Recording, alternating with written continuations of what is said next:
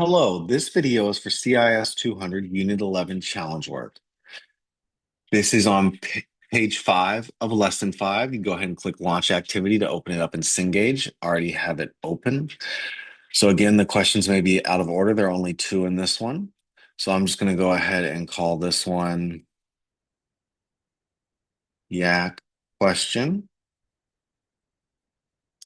So a parser generator such as Yak, which stands for yet another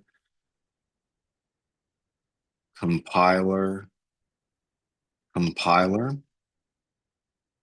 is a tool that automates the syntax analysis phase of a compiler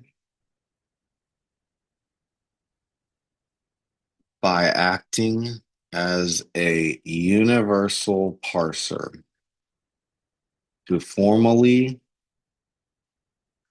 represent BNF, which is Backus-Naur form, production in Yak, developers translate context-free grammar rules into a specialized structure,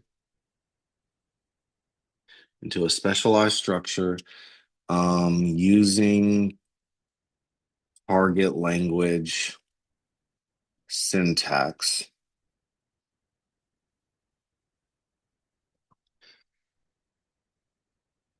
Separated by colons and semicolons. The program takes these grammar rules alongside a token stream and implements a bottom-up LALR parsing algorithm to verify if the syntax is valid. If the sequence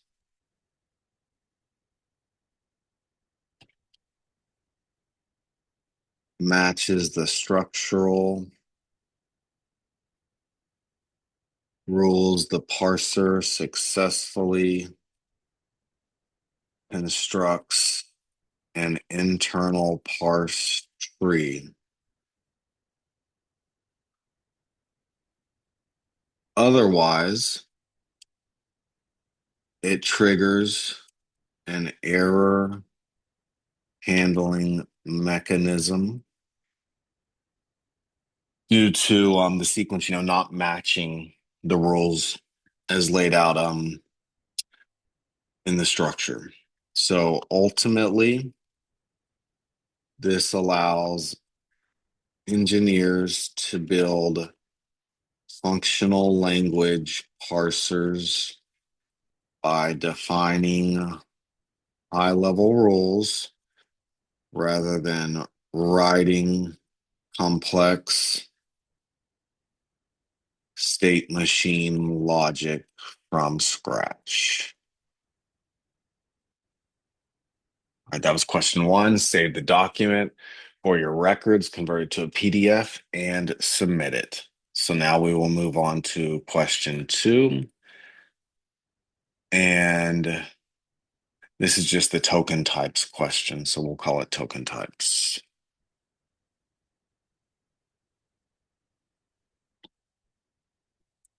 So a scanner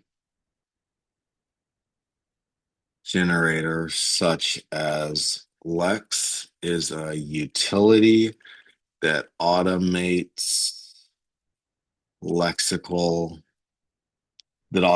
lexical analysis phase of a compiler by producing a program that converts raw characters into discrete tokens instead of writing sequential scanning code from scratch. Developers provide a text file containing lexical specifications paired with the target language code actions. Lex reads these specifications and maps the token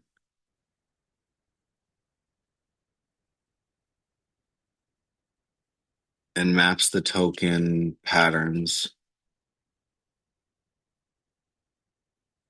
Lex reads these specifications and maps the token patterns to a deterministic finite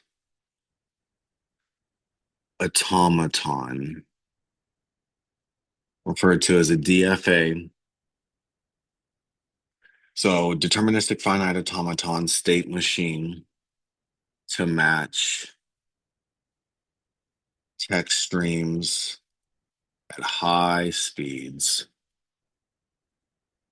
Alrighty, and now we're going to go ahead and address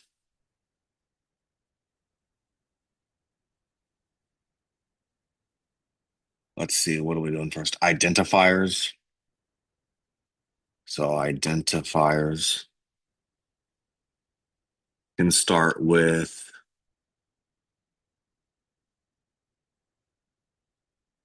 A to Z, and then capital A to Z, right? Lowercase a to Z or capital A to Z, they can start with.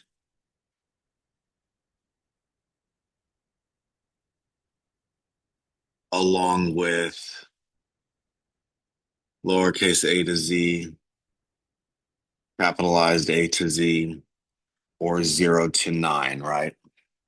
So it starts with either a lower or an uppercase A to Z, and then it's followed by either a lowercase or an uppercase A to Z, or a digit 0 to 9.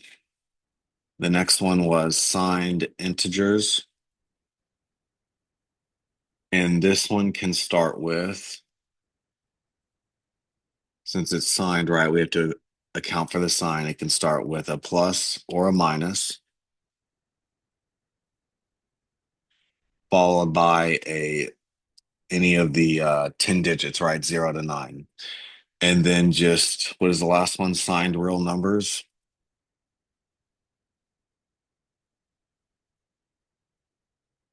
Again, it's signed, so it can start with a plus or a minus, or it should start with a plus or a minus. And then any of the 10 digits, 0 to 9, followed by a decimal. And then any of the other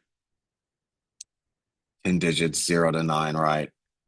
And it could have a plus after to show continuing.